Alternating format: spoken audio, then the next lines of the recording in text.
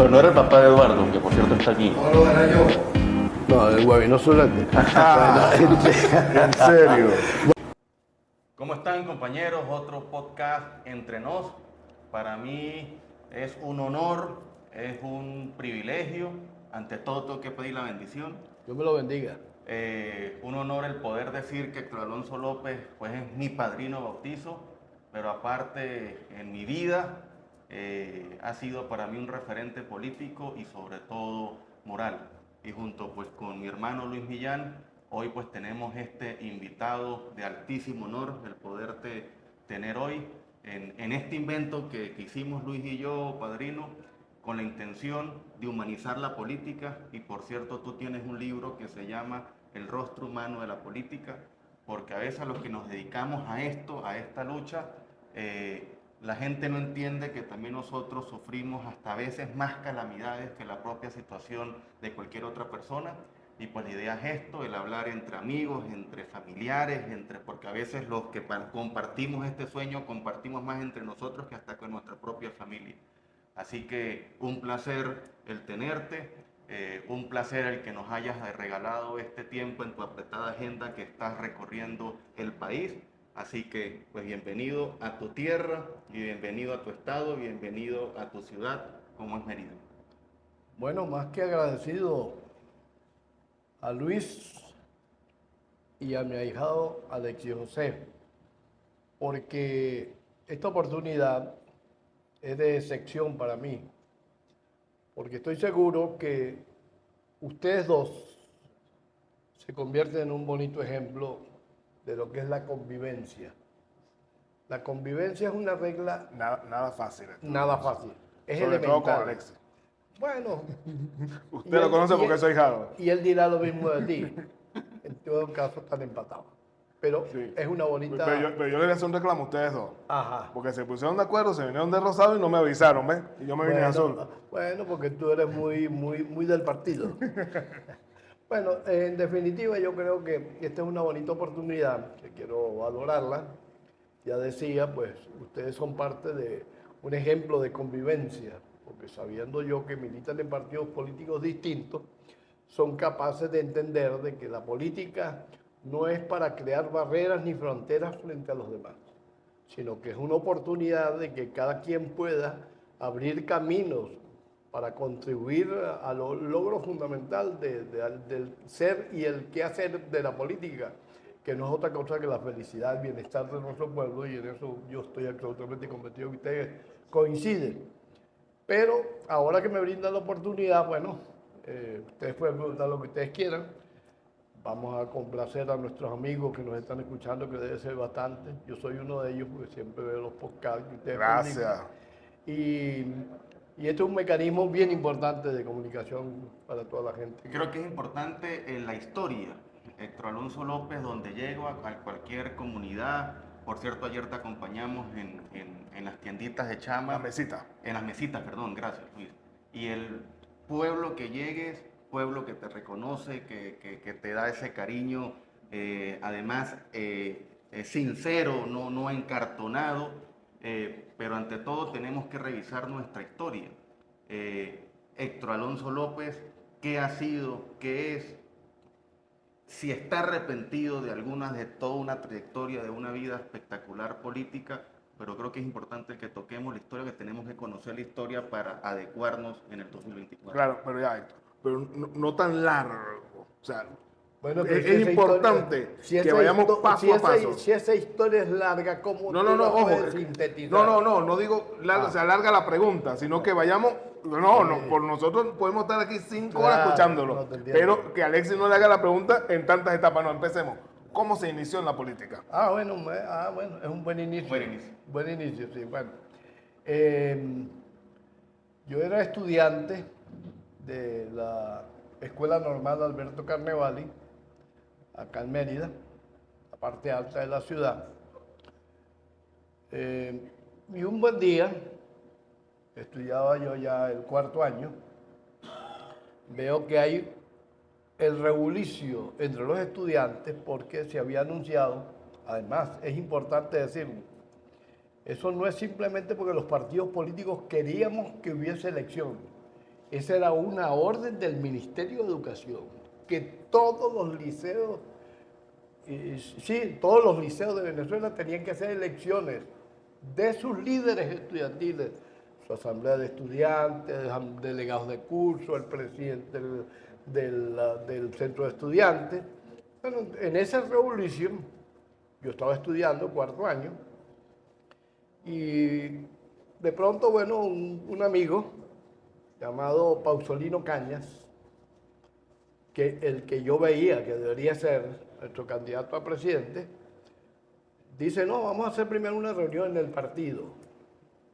Y fuimos a la Casa de Acción Democrática, donde yo milité toda mi vida, y la asamblea discutió el tema, y el propio Pausolino dice, bueno, ahora debemos proceder a escoger los candidatos para el centro de estudiantes. Y yo voy a proponer, dice él, a Héctor Alonso López.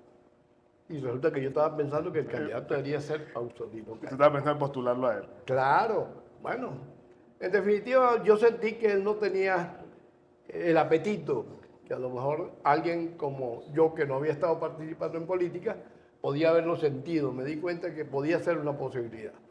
Bueno, fui candidato, fui electo presidente, le gané a una muchacha llamada Nelsa Guerra, que después se convirtió en abogado de la República, por lo que tengo entendido de muy buena reputación.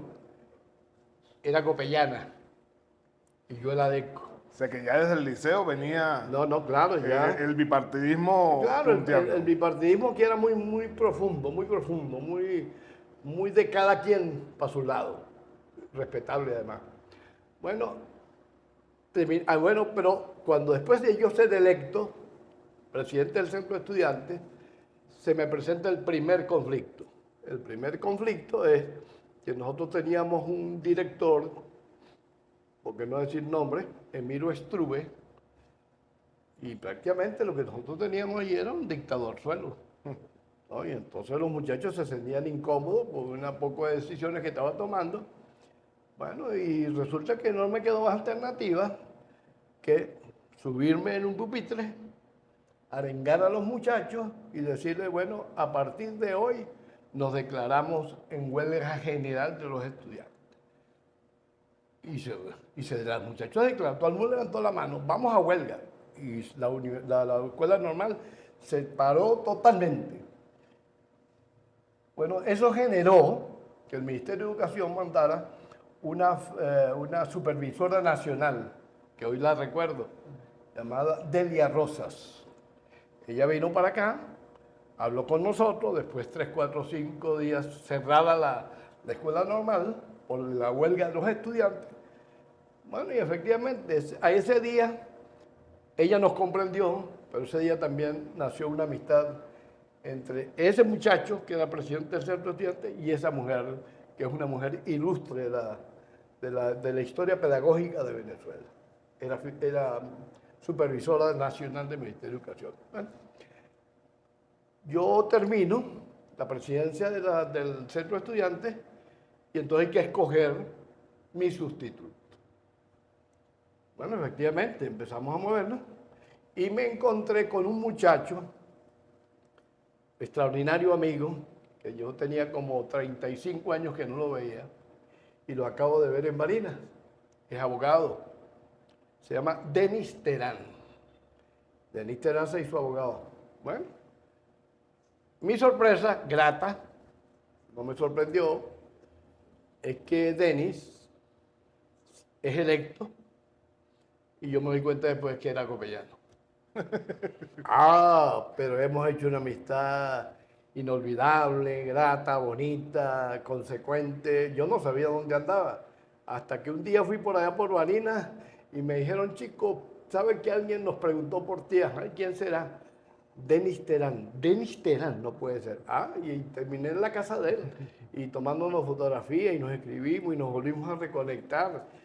Bueno, esa es una primera etapa muy importante para mí. Yo creo que el envión el inicio de mi carrera política. Por supuesto que el hecho de haber logrado el éxito de las elecciones de la escuela normal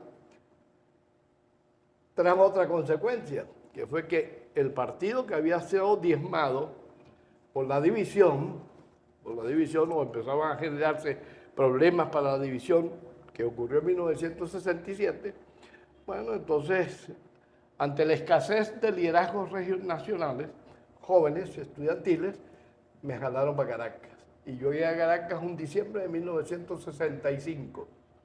Y ahí empezó mi carrera, sí, muchacho, comenzó mi carrera política nacional, bueno, hasta que empezó todo esta nueva etapa de acción democrática con la reconstrucción de AD, después de la división del MEP, la pérdida o la derrota electoral de Gonzalo Barrios, que fue mi primer voto. No lo perdí, fue una lección de historia de Venezuela, porque es la primera vez que ocurre la alternabilidad democrática en Venezuela, cuando Rafael Caldera pues, derrota a Gonzalo Barrios y Acción Democrática, estando en el poder, le reconoce esa alternabilidad que debería ser pues, parte de las instituciones que le den a la democracia el sentido, la razón y la esencia de lo que tiene que ser una civilidad. Y ya usted estaba en el CEN. No, yo llegué al CEN en 1972. Coincide, por cierto, la fecha, 19 de agosto de 1972, con la elección, el mismo día, en la misma convención, de Carlos Andrés Pérez, por primera vez candidato a la presidencia de la República, que tenía 49 años, y la elección mía como secretario juvenil nacional de Acción Democrática. Yo tenía como 22 años más o menos, 21, 22 años de edad. Bueno, y de ahí empezamos un nuevo proceso. El proceso de ser electo, Carlos Andrés Pérez candidato a la presidencia de la República, de ser electo presidente, y yo también tener el privilegio, el honor de ser por primera vez diputado al Congreso de la República, siendo bastante joven. Bueno, en esa oportunidad fui el más joven de los parlamentarios, y de ahí Pero comenzó una antes de etapa eso había larga. sido subsecretario del Senado. Exactamente, tienes razón. Esa es una etapa interesante porque, y me gusta contarlas cuando me preguntan, no es yo el que lo digo, sino respuesta. En 1970 llega al poder, por supuesto, el doctor Rafael Caldera. Por supuesto, hay unas anécdotas increíbles, ¿no? Yo vivía en un apartamento, que era como una pensión, que regentaba una tía mía, una tía paterna. Entonces allí vivíamos varios amigos, entre ellos Domingo Alberto Rangel, que fue secretario juvenil nacional de AD, y yo. Y entonces, como viene el gobierno de Caldera, nosotros vivimos unos 6 meses de viudez, porque perdimos las elecciones, las casas del partido se cerraron en la mayoría de los sitios. Era una cosa de luto, un luto, pues. Viviendo el luto durante esos meses. Vivimos el luto mucho tiempo. Bueno, entonces resulta que, estando un día en la casa, sintiéndonos agobiados, porque la situación económica para cada uno de nosotros había sido dura, perdimos el gobierno, perdimos el Estado, perdimos todo. ¿Qué hacemos? Aburridos, no podíamos salir. ¿Cómo hacíamos para financiarnos, ir a un restaurante, una cosa? No había. Y de pronto yo le digo a Domingo Alberto, pero ¿por qué no en vez para entretenernos, no hacemos un cuadro de caballos? Dice Domingo, bueno, pero yo no creo que tenga. Dice, ajá, pero bueno, va a ser un cuadrito pequeño. Bueno, efectivamente, él puso 4 bolívares y yo puse 4 bolívares. Un cuadrito de 8 bolívares. Y bueno, nos pusimos toda la tarde a oír las carreras de caballos, las transmitían por televisión, las transmitía Alicán, y esa era una diversión para los venezolanos. Lo que era caballos, cerveza y el béisbol eran las 3 atracciones, ¿no? Y la cuarta, que bueno, se realizaba cada 5 años, que era votar. Porque el voto era aquí en Venezuela un deporte. Bueno, y era cada 5 años. Claro, exacto. Y entonces resulta que nos pusimos todo el día a ver las carreras y al final dijimos, no puede ser. Metimos 6 caballos. 6 caballos, es lo que significa acertar 6 carreras de caballo. Bueno, Bueno, ¿tú sabes cuánto nos ganamos nosotros en ese cuadro de caballo? De los 8 bolívares. De 8 bolívares. 70.000 bolívares. Era un platero en esa época. Platero, mitad y mitad. Bueno, y yo, Domingo Alberto, Dios ha cuidado bueno con nosotros. Salvamos por lo menos el primer gobierno del presidente Caldera. Bueno, magnífico, contento. Llego yo a la Casa Nacional de ADE y me estaba esperando Humberto Cheli, que siempre fue mi amigo, siempre. Y además uno de mis patrocinantes en la política venezolana. Y me dice Humberto, mira, Héctor Alonso, te voy a postular para que seas candidato a la subsecretaría de la Cámara de Senadores. Yo, ¿cómo es eso? ¿Cómo es eso? ¿Vale? ¿Y qué hay que hacer ahí? Yo de eso no sé nada. Además, creo que tengo un pequeño problema, Humberto. Yo no estaba seguro si ya los tenía o los iba a cumplir los 21 años de edad, que era un requisito fundamental. Indispensable. Pero efectivamente yo estaba en la raya del cumplimiento de la edad de los Mínima. 21 años. Exacto, para uno aspirar, para cumplir con la ley. Entonces resulta que me dice, bueno chico, y si no has cumplido los 21 años, a nadie te va a estar preguntando la edad. Pero yo tenía miedo, de que le ofrezcan a uno un cargo de una responsabilidad que uno ni conoce. Ahí vas a aprender. Bueno, efectivamente. En esa elección, ADE y COPEI se pusieron de acuerdo, porque la gran mayoría someten a votación, está de acuerdo todo el mundo, y fui electo subsecretario de la Cámara del Senado. La presidencia de la Cámara de Senadores fue designado el doctor José Antonio Pérez Díaz, el papá de Nitu Pérez Díaz. Pérez Osuna. Claro, la mamá es Osuna. Y eligieron bueno, pero allí conocí a Vicente Emilio Sojo. Allí conocí yo a Urlar Pietri. Ahí conocí yo a Edesio Larriba Araujo. Ahí conocí yo a José Manso González. Ahí conocí yo a Juan Carlos del Pino, el viejo. Bueno, a Juan José. Bueno, en definitiva, yo empecé a ver que esa Venezuela idílica, hermosa, que habíamos tenido en el inicio de la democracia, estaba ahí concentrada y yo, un muchacho, estaba ahí. Bueno, reconozco que fui aprendiendo, porque hasta más tuve al lado mío un gran maestro llamado José Elías Rivera Oviedo, que era el secretario de la Cámara, muy amigo de Pedro Pablo Aguilar, copellano, un dirigente copellano, que después lamentablemente tuvo un desenlace fatal en su vida, pero de él aprendí y en todas partes que yo pueda decirlo, yo lo recordaré con muchísimo cariño. Bueno, esa fue la primera parte de esa etapa, ¿no? Y después, bueno, entramos en el horno de la política y en el trapiche. Y ahí fue madurando. No, sin duda, sin duda, muchas oportunidades hubo. Bueno, hasta llegué a ser, sin proponérmelo, candidato a la presidencia de la Federación de Centro de la Universidad Central de Venezuela. Y tuve un gran rival, buen amigo, hoy somos más amigos, que es Alexis Ortiz.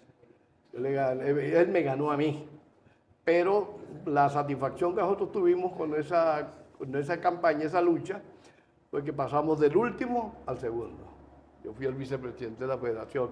Y después, y esta historia es muy importante que la conozcan, después Alexis fue sustituido inmediatamente, electo también por las bases estudiantiles, un líder muy importante que emergía en el MAS, que era el nacimiento de la escisión del Partido Comunista. Y ese es Pastor Eira. Entonces, cuando Pastor Eira es electo presidente de la Federación, yo me le acerqué y hablamos. Le dije yo, mira chico, vamos a hacer historia. Vamos a reconciliar a los estudiantes con Carlos Andrés Pérez. Mejor dicho, vamos a reconciliar a los estudiantes con el que fue ministro de Policía.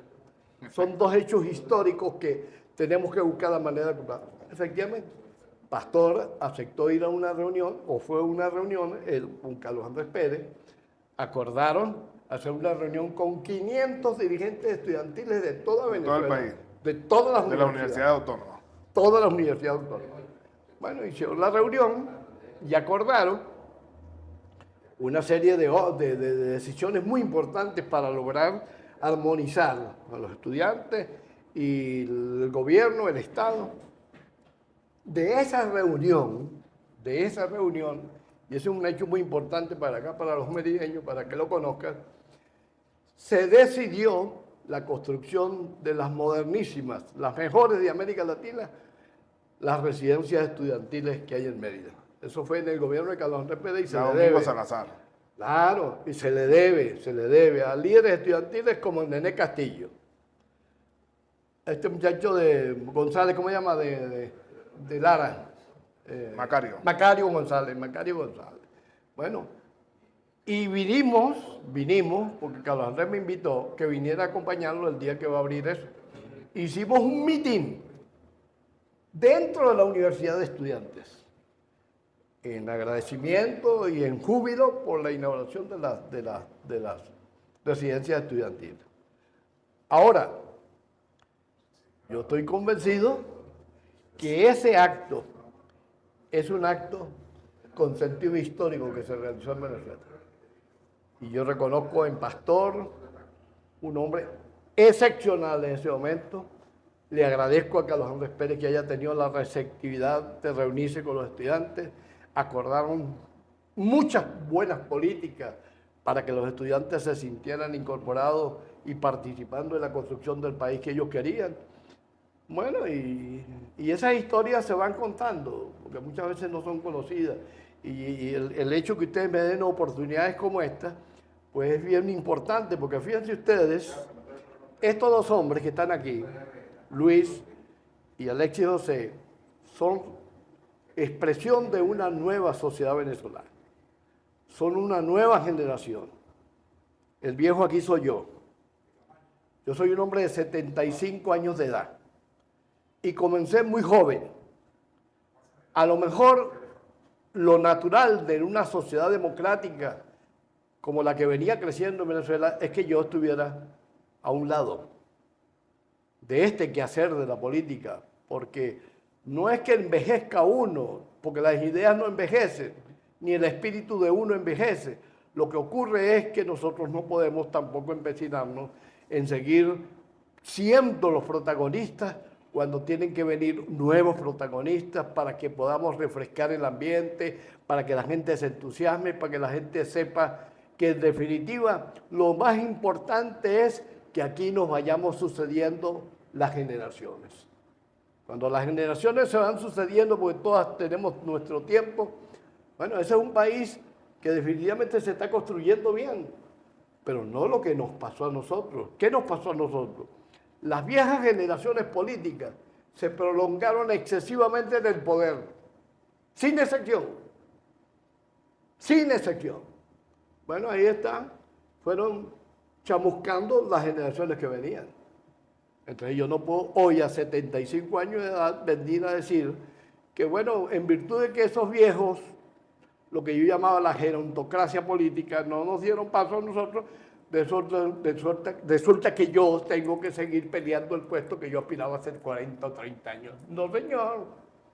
Ya yo estoy de salida y estoy aquí porque efectivamente el problema que vive Venezuela nos obliga a todos los venezolanos a luchar con lo que podamos tener de nuestro esfuerzo final para que puedan salvarse las posibilidades de nuestros hijos y de nuestros nietos. Y por eso, y perdón que te ataje, como tú mismo lo decías, lo importante del sector de izquierda en ese momento, como el sector social cristiano, y unirse y colocar los intereses partidistas, dogmáticos, como lo quieras llamar, de un lado, y colocar por encima el interés colectivo. Y por eso tú en 1990, porque aparte, para los que no saben, tú fuiste electo diputado por dos estados, por Sucre y por Mérida. Sí. Y duraste no sé cuántos periodos en la Asamblea Nacional. ¿Cuánto duraste? Bueno, yo fui electo la primera vez, eso también tiene una anécdota.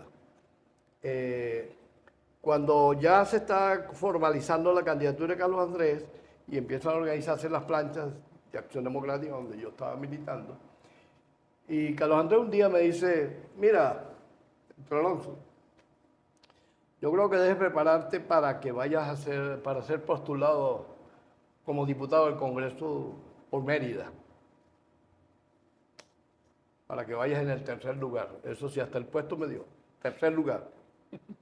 Pero resulta que, en honor a la verdad, esto lo deben conocer con franqueza los merideños, yo había nacido aquí, tengo mi familia aquí, tengo mis querencias aquí, pero resulta que, como yo me fui de aquí tempranito, donde vine a caer para crear hogar político, afecto, cariño, compadres por tonelada, fue en el estado Sucre. Y ellos fueron los que me atraparon. Me dijeron, no, usted es el que va a ser diputado por nosotros aquí. Por Mérida no, Exacto, por Sucre. exacto. No es por Mérida, es por Sucre. Bueno, pero resulta que la diferencia era que en Mérida, o Copey sacaba 3 y AD 2, o al revés. Entonces yo dije, está como más Está complicado. complicadito Mérida. aquí la vaina. Pero en Sucre, ¿Qué puesto le dieron? sacábamos, ¿El primero? en Sucre sacábamos 5 diputados fijos. Podía llegar a 6 y cuidado 7. Porque hasta los 2 senadores pudieron haber estado también en la posibilidad en ese momento. Pero en Sucre me metieron de tercero. Bueno, dije, bueno, acepto. Y al día siguiente de la votación, me encuentro a Carlos Andrés Pérez como a las 7 de la mañana en la Casa Nacional de AD y me dijo desde lejos, ¿qué te dije? ¿De qué? Lo que yo te dije de Mérida, de que ibas a estar seguro que ibas en el tercer lugar. Yo sí, yo salí electo. Pero es que allá en Sucre sacamos 5, le dije yo. Y entonces, bueno, ya saben qué es lo que pasa. Y ahí tenía que escoger con cuál estado estaba, ¿no? Claro. Para que el sí. otro subiera. Claro, y entonces, bueno, en definitiva, no, yo me sentí muy orgulloso de haber sido diputado por primera vez en Sucre, pero después me vine a Mérida. Es decir, el partido me trajo acá. Me dijo, usted va a representar a Mérida. Y estuve durante 4 periodos consecutivos representando a Mérida, más los 5 de Sucre. Fueron 25 años dedicados al Congreso de la República. Por supuesto, fíjate cómo son las cosas. De esos 25 años, 5 años se los di a mis suplentes, para que ellos cubrieran esa cuota también.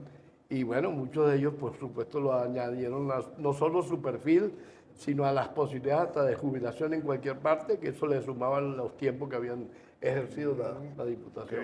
Pero no era el papá de Eduardo, que por cierto está aquí. No lo era yo. No, el Guavino Zulete. ¿En serio?